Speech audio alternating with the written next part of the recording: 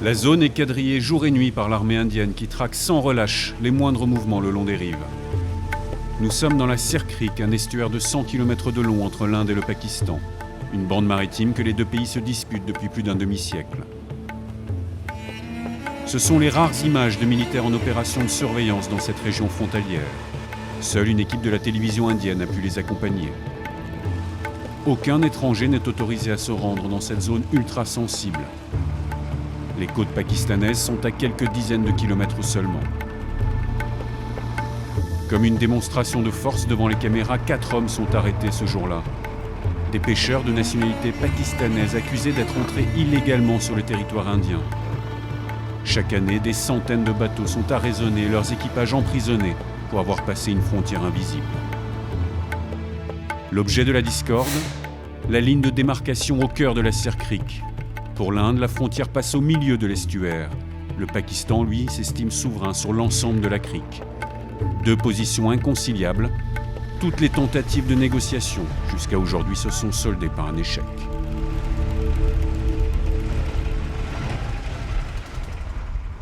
Au sud de la Sir Creek, côté indien, le village de Diu, dans l'état du Gujarat. Tous les pêcheurs de la région connaissent aujourd'hui les risques qu'ils prennent à chaque sortie en mer. Umesh et Candy pêchent ensemble depuis plus de 20 ans dans ces eaux poissonneuses de la mer d'Oman. Leur zone de pêche est à 200 km des côtes, tout près de l'estuaire, à la limite des eaux territoriales pakistanaises. Nous naviguons avec le GPS, mais ce n'est pas très fiable. On doit être très vigilant et constamment vérifier notre position. Si jamais nous entrons dans les eaux pakistanaises, c'est moi qui suis responsable. Et tout l'équipage peut avoir des ennuis. Jour et nuit, nous sommes aux aguets. La crainte d'Umesh et de son équipage, une fois les filets jetés, que les courants ou une tempête les fassent dériver côté pakistanais.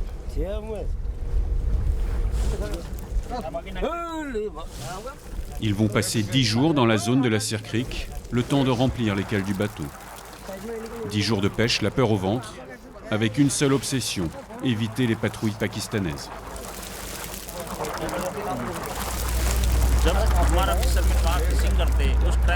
Même ici, dans cette zone, on se dit à chaque fois que la marine pakistanaise va venir nous embarquer. Et pourtant, on est sûr d'être chez nous. Quand nos militaires patrouillent dans le coin, on ne risque rien. Mais quand ils ne sont pas là, les Pakistanais viennent capturer des pêcheurs sur la zone. Si vous savez que c'est dangereux, pourquoi vous continuez à venir ici ? On n'a pas le choix. On vient ici parce qu'on attrape de grandes quantités de poissons. L'eau de mer se mélange avec l'eau douce à la sortie de l'estuaire, donc le poisson est de très bonne qualité, il se revend très bien. Tout ce poisson, nous l'exportons. C'est ce qui nous rapporte de l'argent.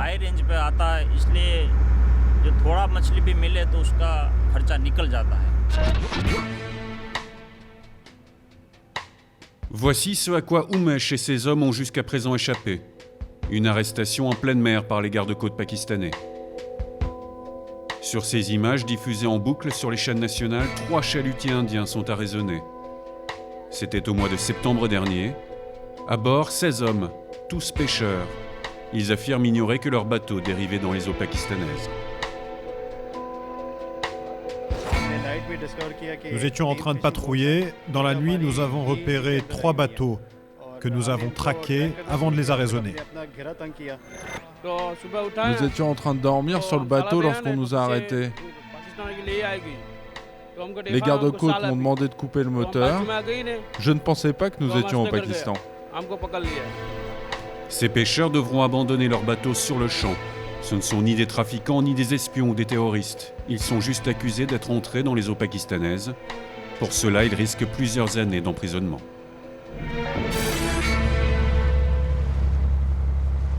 Les 16 hommes sont tous originaires de la ville de Diu. Nous y sommes retournés avec Umesh quelques semaines après leur arrestation. Les habitants sont encore sous le choc. Jamais une arrestation d'une telle ampleur n'avait encore eu lieu. Elle vient allonger une liste déjà longue de pêcheurs emprisonnés. À Diu, 50 familles vivent aujourd'hui dans l'attente d'un mari, un frère ou un oncle.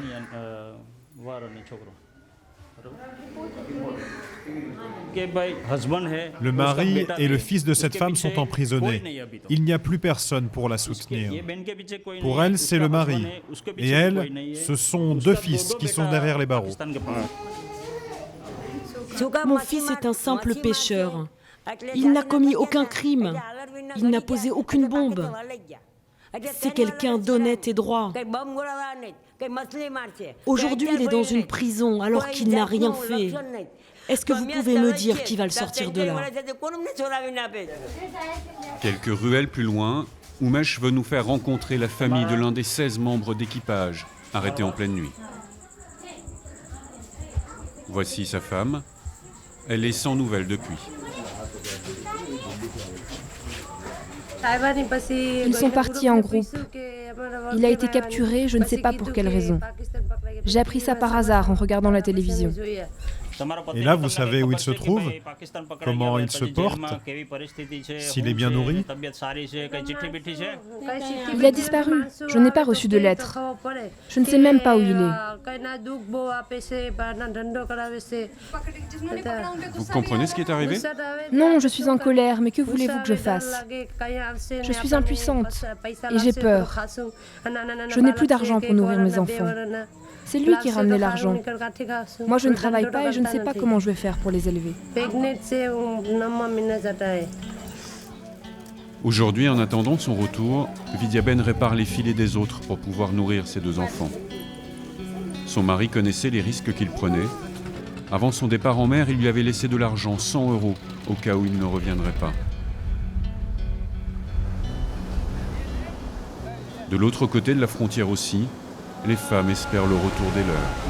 L'attente peut durer des semaines, des mois et parfois même des années.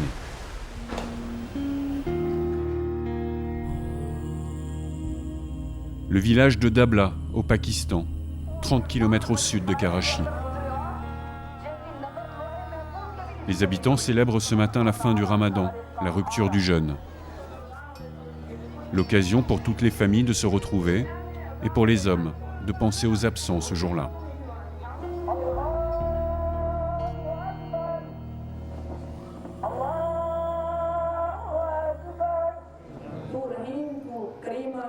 À tous nos frères pécheurs qui sont détenus par les infidèles, Dieu, faites qu'ils retrouvent la liberté et qu'ils reviennent parmi nous. Ici, aucune famille n'est épargnée par ces arrestations. 40 hommes de ce village croupissent dans les prisons indiennes. À Dabla, la fin du Ramadan n'est pas un jour de fête. Les hommes du village vont de maison en maison pour saluer et soutenir les familles de pêcheurs arrêtés. Cette femme attend le retour de son mari et de son fils depuis 10 ans.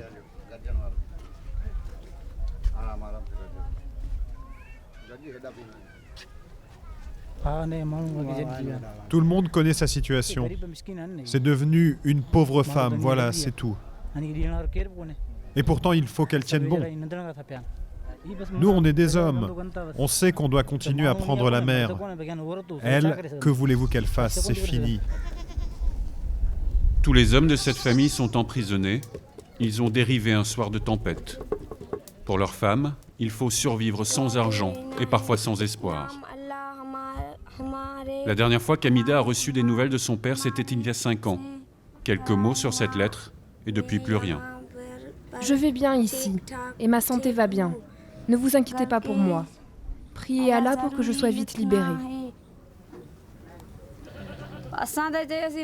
On ne sait pas ce qu'ils sont devenus depuis cette lettre. Je ne sais même pas s'il est vivant ou mort. Le chef du village est venu nous voir pour nous dire qu'il serait libéré bientôt. On est bien obligé de le croire si on ne veut pas sombrer. Nawaz Ousmane avait 30 ans quand il a été arrêté. C'était en 1999.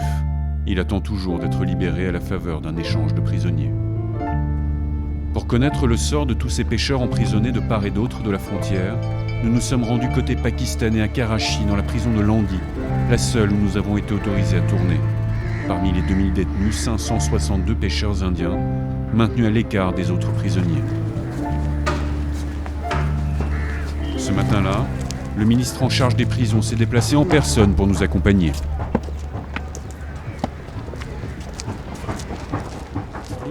Les autorités nous les envoient par groupe. Oui, des équipages entiers de 20 à 25 personnes à chaque fois. Il y a des hindous, des musulmans, mais pour nous, ce sont des prisonniers avant tout, et qui savent bien pourquoi. La visite a été organisée dans les moindres détails. Tous les détenus ont été rassemblés pour nous. Bonjour. Le ministre les encourage même à témoigner face à notre caméra. Ne te lève pas, mon fils, reste assis. Cela fait 3 années que je suis ici. Mon père et ma mère sont morts et je n'ai même pas pu les enterrer. J'ai 500 € de dette. Du coup, les usuriers harcèlent ma femme et mes enfants qui ne peuvent même plus manger tranquille. S'il vous plaît, non, ne fais pas ça. Libérez-moi d'ici. Je vous en supplie. Je n'ai rien fait. C'est à ces messieurs que tu dois parler si tu veux t'adresser à ton gouvernement. Ils viennent d'Inde. Je demande au gouvernement indien ma libération le plus vite possible. Mes parents sont morts. J'ai 3 enfants et des dettes. Je n'ai rien fait. J'étais sur mon bateau et le courant m'a emporté. Faites-moi sortir, je veux la liberté.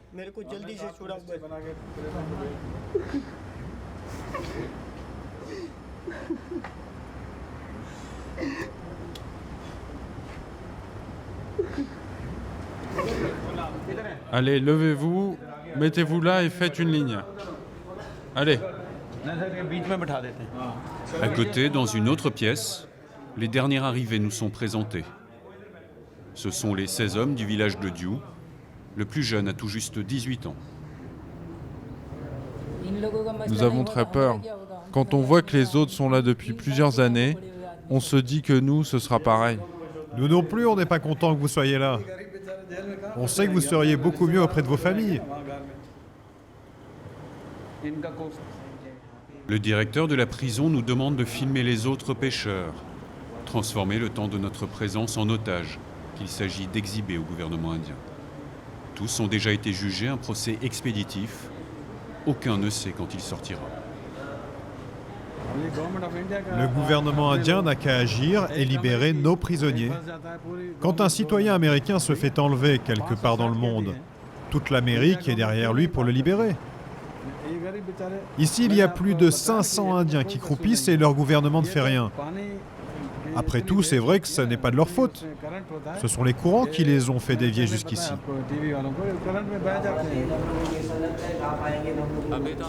Écoutez, on n'a même plus d'argent pour écrire des lettres à nos familles. Si vous ne pouvez rien faire pour nous, alors offrez-nous au moins du poison pour qu'on s'endorme à jamais. Si tu veux te plaindre de la nourriture, de l'hygiène ou autre chose, vas-y, le ministre est là pour t'écouter. Non, je ne me plains pas de la prison. Je veux juste rentrer chez moi. Je demande aux 2 pays de mettre de côté leur rivalité politique et de nous rendre à nos familles. En moyenne, ces pêcheurs purgent une peine de 4 années avant d'espérer une possible libération. 200 prisonniers pakistanais subissent les mêmes conditions d'incarcération de l'autre côté de la frontière. Aujourd'hui, seul un échange de prisonniers décidé entre les 2 gouvernements pourrait régler leur sort. C'est arrivé ponctuellement par le passé, mais les discussions sont au point mort depuis 1 an, depuis les attentats de Bombay en 2008. Pendant plus de 3 jours, un commando terroriste prend d'assaut les grands hôtels de la ville. L'armée est mobilisée, la ville est en état de siège. Bilan, 172 morts et plus de 300 blessés. La responsabilité des attentats est attribuée à un groupe terroriste pakistanais. Partis depuis le port de Karachi, les 10 hommes du commando sont arrivés par la mer en déjouant la surveillance des gardes-côtes. Sur les images de la télévision indienne, l'embarcation qui leur a permis d'accoster. Les autorités dénoncent une faillite totale des contrôles maritimes aux frontières. Depuis ces événements, aucun échange de prisonniers n'a eu lieu.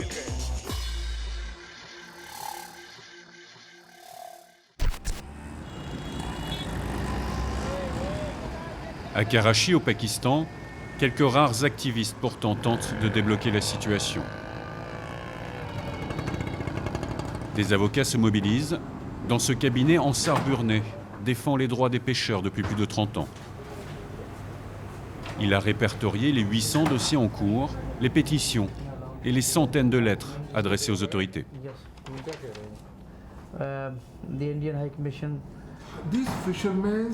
Ces pêcheurs sont détenus dans des pays qui sont ennemis, et donc ils sont considérés comme des prisonniers de guerre, comme s'ils étaient arrêtés dans le cadre d'un conflit qui oppose deux pays.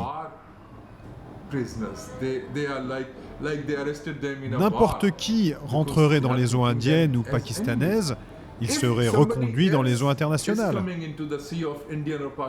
Mais quand c'est un Indien qui entre au Pakistan ou un Pakistanais qui entre en Inde, cela devient un enjeu politique qui ne fait qu'alimenter la haine et le conflit entre les deux pays. Ce sont des personnes qui sont utilisées par les gouvernements indiens et pakistanais, et tout ça pour rien.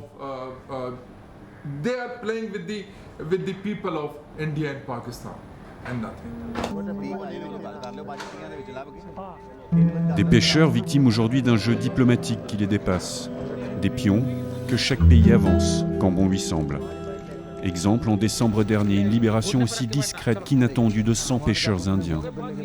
La scène se déroule au milieu de la nuit, au poste frontière de Wagah. Aucune annonce officielle des autorités indiennes qui, en échange quelques jours plus tard, procéderont à la libération de 31 pêcheurs pakistanais.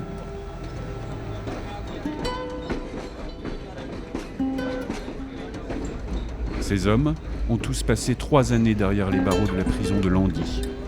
Et puis un jour, on leur a annoncé leur libération, sans explication.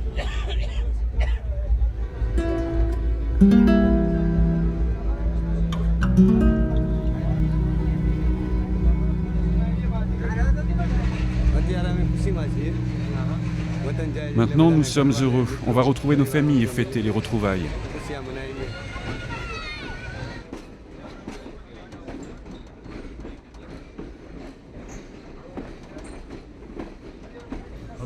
Ce bateau, je l'ai fait en prison pour l'offrir à mon fils.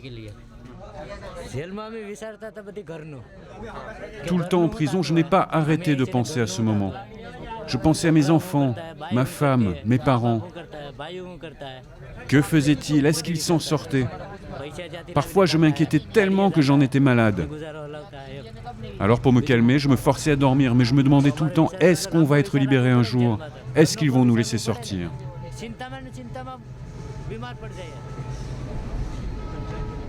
Après 45 heures de voyage, arrivé en gare de Veraval dans l'état du Gujarat, les familles attendent depuis plusieurs heures déjà le retour des pêcheurs libérés.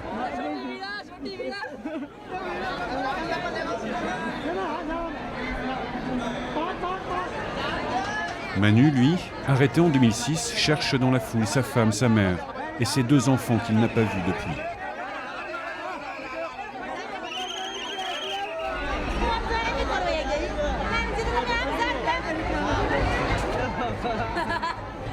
Le plus jeune de ses fils avait 1 an lorsque son père s'est fait arrêter en mer.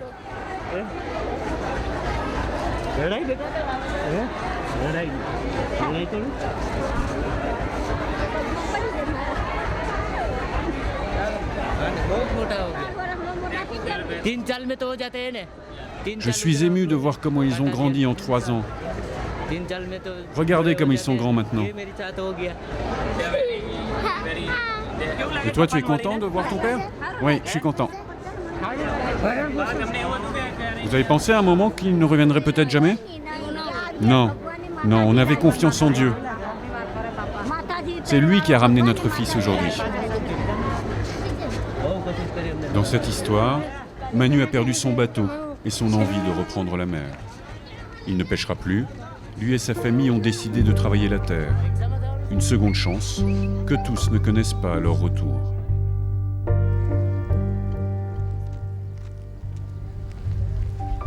Au Pakistan, dans le village de Dabla, d'autres aussi ont fini par revenir après plusieurs années derrière les barreaux.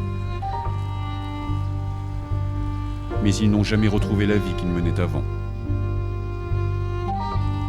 Sultan et son fils aîné Eljaz ont passé 4 années en prison en Inde. Le bateau familial a été saisi Le grand-père est tombé malade durant sa détention. Il n'a reçu aucun soin. Il en est mort quelques mois après sa libération.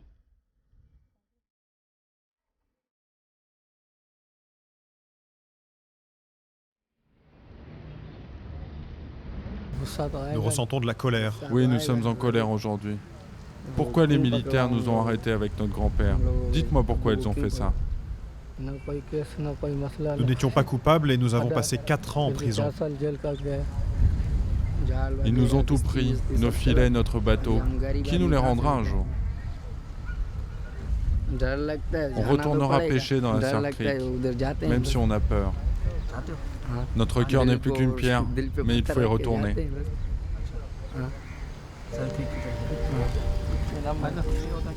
Sultan et Ejaz sont aujourd'hui matelots sur le bateau des autres. Durant leurs 4 années de détention, ils n'ont jamais été jugés. Leur procès a été régulièrement ajourné. Selon les organisations humanitaires, 30 personnes seraient décédées en prison des 2 côtés de la frontière ces 20 dernières années. Autant de cas passés sous silence. Les pêcheurs de la Serre-Creek payent au prix fort le conflit larvé entre l'Inde et le Pakistan. 2 pays qui règlent leurs comptes sur leur dos, au mépris des conventions internationales.